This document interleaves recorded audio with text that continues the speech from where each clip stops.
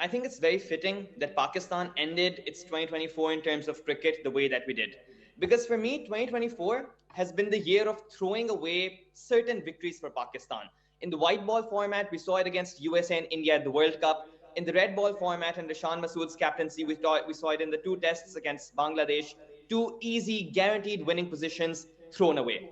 In Centurion, we saw the same thing. Shan Masood spoke in the press conference later, and I quote, "We had them by the scruff of the neck." And this is the question we all have, that if Pakistan repeatedly can find itself into a winning position from where it can't convert, then what's the point of getting into that winning position at all? The silver lining for them is that Cape Town is a track where South Africa have not had the greatest success. They've only played one test match there in the past 2 years, which they lost to India. In fact, it was the record breaking tests where 23 wickets fell in a single day as India won the game in only 2 days. So that's a positive sign for me, because looking at the way Abbas bowled in the final innings, the way Khurram Shahzad bowled in the first innings in particular, getting the ball to nip around at Centurion, I think that's something Pakistan can take advantage of.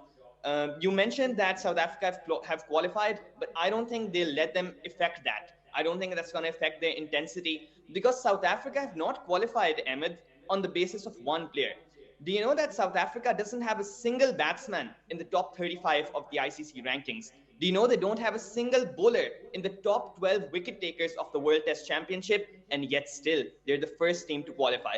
And that's because they've been gelling together as a team unit. They've been getting contributions from the tail, from the top order, from the middle order, the spinners, the pacers, everybody has been contributing. And that's what is in store for Pakistan. So it's going to be a tough challenge, but the Cape Town wicket is something that could play to Pakistan's advantage. Well, certainly, but Hasan, how would you analyze now Pakistan's tactical approach? Because we're, of course, in a moment going to be talking about the captaincy in a while as well. But before that, when we talk about Pakistan's ability in Test cricket, I understand that we've got a very less share of Test cricket. But, you know, Mohammad Abbas coming back has surely made a difference. The question still remains, you know, how we've been able to keep him out for 3 years. But then again, at the same time, you need that attack to contribute more. And we always talk about the fact that it's the bowlers who have been saving you for quite some time now in Pakistan cricket. Abbas is an absolute gem, Ahmed. You know, he's been out for 3 years. He's now 34 years of age, and he's still a metronome. Every single ball, perfect line, perfect length, and that's how he induces the batter to make a mistake. 6 for 54 is the best performance of his entire career. And that to me says that this is not a man who's done with cricket. You may say he's 34, but he has shown that age is just a number, and he's still got the performance to back it up.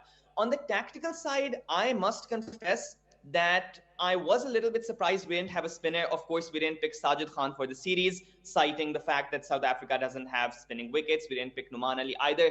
Okay, that is still justifiable. But I still think that Shan Masood needs to utilize Salman Ali Agha, even Saim Ayub occasionally, and he needs to have more fielders around the bat, as you said at the start. When you let tail-enders get away twice, I know everyone's going to talk about the fourth innings. You had them 99 for 8. But for me, what was even more worrying was that at Centurion in the first innings, South Africa were 213 for 8. There, if Pakistan capitalized on that opportunity, if they got them out for 220, they would have set them a target of 250, 260, and they would have won the game pretty easily. So that is for me the bigger concern. Yes, you let them get away twice in the second innings and in the first innings.